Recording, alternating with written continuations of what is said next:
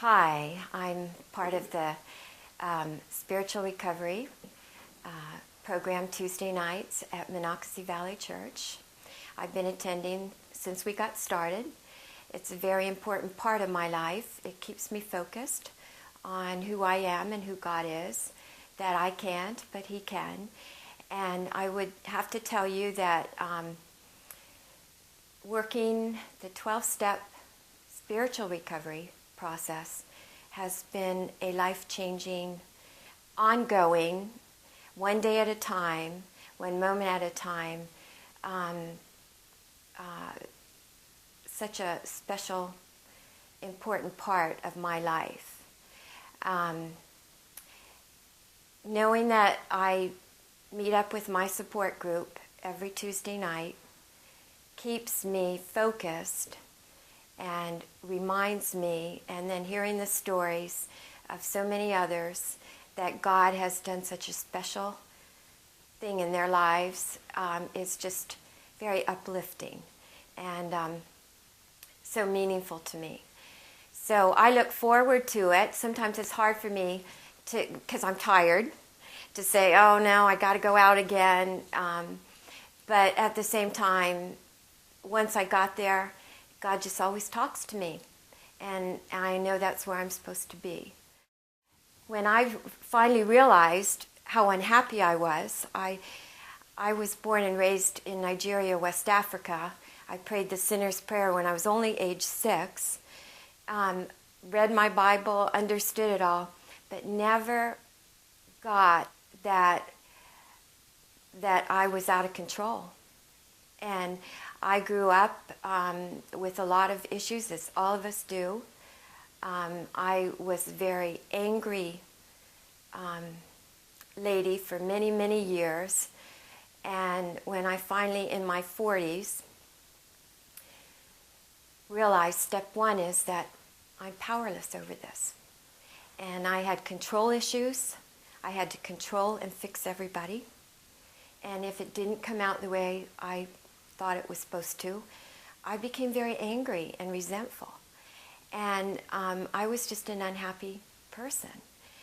Finally, that unhappiness and anger and resentment led me into very severe depression.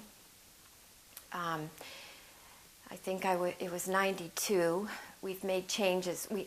Seems every 18 years, major changes have happened in my life. And that's just the way it's worked out. And at age 40, I think it was,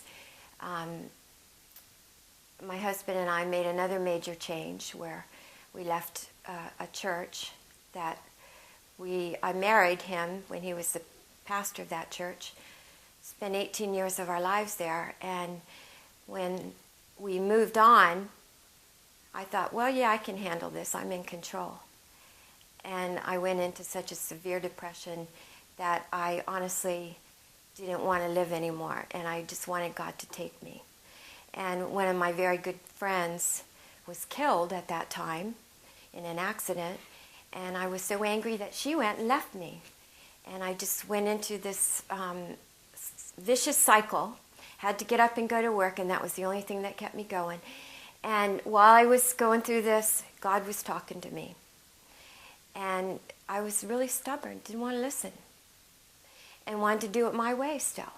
But at the same time was just asking Him and seeking Him. And about that time, Gary, my husband, was called to work at a spiritual 12-step recovery program in Baltimore. And where I worked, I heard all about the 12 steps. And so I began to ask him, teach me, what is this all about?